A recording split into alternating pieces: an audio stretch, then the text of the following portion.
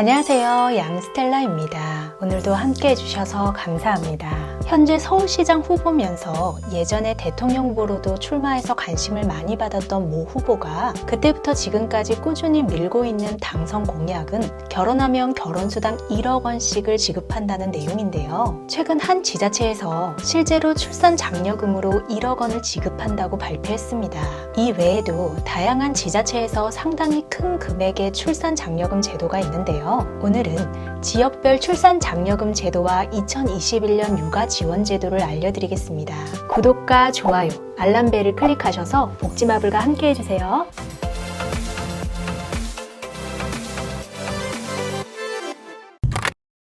전국의 여러 지자체에서 최근 저출산 문제를 해결하기 위해 자녀 출산 시 현금 지원을 경쟁적으로 하고 있습니다. 기존에도 출산 지원금이 있는 곳과 없는 곳이 있었고 금액도 수십만 원에서 수천만 원까지 차이가 상당히 컸는데요. 최근 지자체들이 출산 장려금을 3배에서 5배 이상 늘리고 있습니다. 출산 장려금 1억 원을 지원하는 지자체는 바로 창원시로 먼저 결혼하는 부부에게 1억 원을 저금리로 대출해주고 3년 안에 자녀를 출산하면 일단 이자를 전액 면제해줍니다. 그리고 10년 안에 둘째 아이를 낳으면 대출금의 30%를 탕감해주고 셋째 아이를 낳으면 대출금 1억 원 전액을 갚지 않아도 됩니다.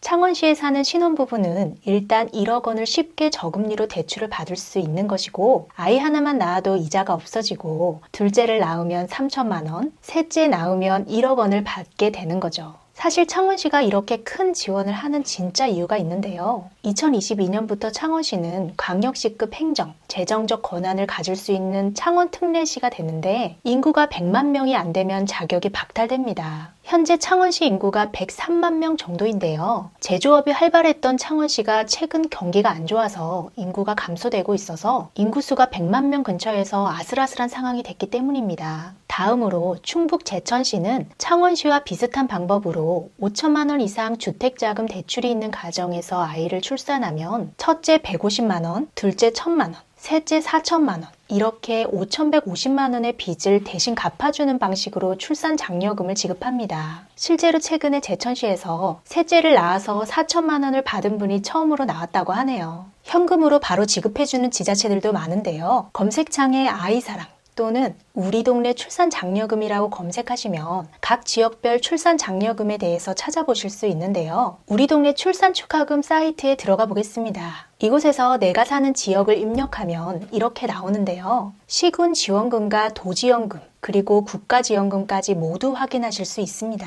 현금 지원을 가장 많이 하는 지역은 면적에 비해 인구가 가장 적은 강원도인데요. 시, 군과 별도로 도에서 한 자녀당 1,440만 원씩 지급합니다. 첫째도 1,440만 원, 둘째도 1,440만 원. 숫자와 상관없이 아이 한 명당 지급하고 각 시, 군에서도 중복 지급합니다. 인구수가 많은 도시에서 적은 곳으로 갈수록 금액이 늘어나는데요. 강릉시의 경우 첫째 30만 원, 둘째 50만 원, 셋째 100만 원이지만 남쪽으로 내려가서 동해시는 첫째 60만 원, 둘째 120만 원, 셋째 180만 원이고 더 남쪽의 삼척시는 첫째가 236만 원, 둘째가 360만 원, 셋째가 484만 원을 받습니다. 강원도 지원금 1,440만 원과 중복해서 받을 수 있으니까 집값도 저렴하고 공기도 맑아서 아이 키우기 정말 좋을 것 같습니다.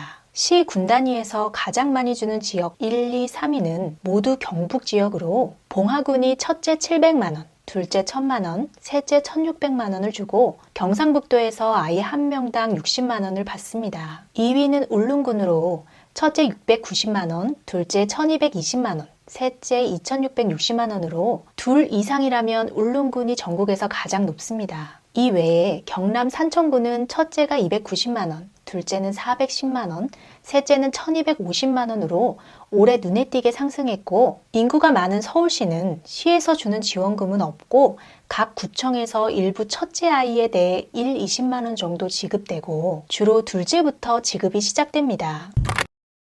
다음으로 2021년 육아 지원 제도를 소개해 드리겠습니다. 첫 번째로 보건소에 등록한 임산부를 대상으로 임신 16주부터 5개월분의 철분제와 임신 3개월까지 필요한 엽산제를 지원합니다. 얼마 전 우리나라 최고 약사 유튜버 약델약 선생님과 콜라보 영상에서 관련 내용을 소개해드렸었죠. 두 번째로 임신 중이거나 출산한 수급권자 및 출생일로부터 1년 이내 영아를 대상으로 산부인과 진료 시 최대 60만 원의 진료비를 지원합니다. 세 번째로 주소에 상관없이 모든 임산부를 대상으로 전국 보건소 및 지정 의료기관을 통해 매년 1회 인플루엔자 무료 접종을 할 수 있고, 네 번째로 소득 활동은 하고 있지만 고용보험이 적용되지 않아서 출산 전후 휴가급여를 지원받지 못하는 출산 여성을 대상으로 50만 원씩 3개월간 총 150만 원을 지원합니다. 다섯 번째로 주민등록표상 출생일로부터 3년 미만 영아가 1인 이상 포함된 가구에게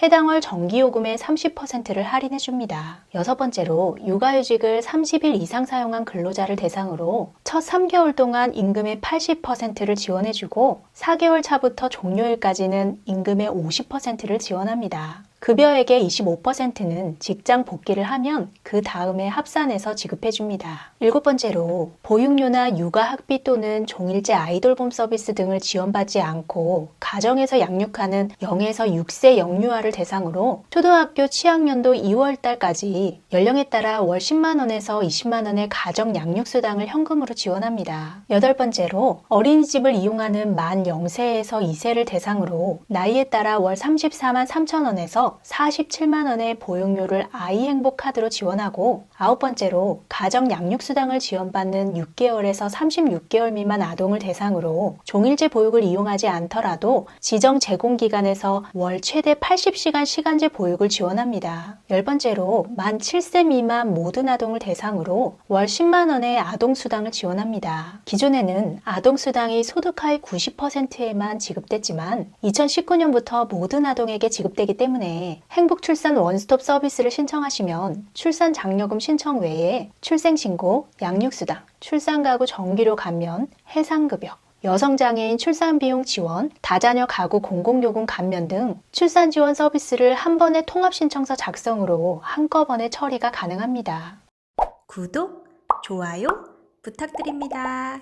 오늘은 각 지자체별 출산 장려금 제도와 다양한 육아 지원 제도에 대해서 소개해드렸는데요. 행정안전부가 최근 발표한 2020년 주민등록 인구 통계에 따르면 지난해 출생자는 27만 5,815명으로 32,882명이 줄어든 반면 사망자 수는 30만 7,764명으로 9,269명 늘어 사상 첫 데드클로스가 발생했다고 합니다. 우리나라에서 인구 통계상 인구 감소가 확인된 것은 1962년 주민등록 제도가 도입된 이후 처음이라고 하는데요. 서울과 일부 대도시를 제외한 전국의 다양한 지자체에서 출산 장려금을 지급하고 다양한 육아 지원 제도에도 불구하고 서울에 계속 젊은 층들이 몰리고 출산율은 계속 떨어지는 것을 보면 꼭 돈이나 일자리, 주택 등의 문제만으로 출산율이 낮다고는 할 수 없을 것 같습니다.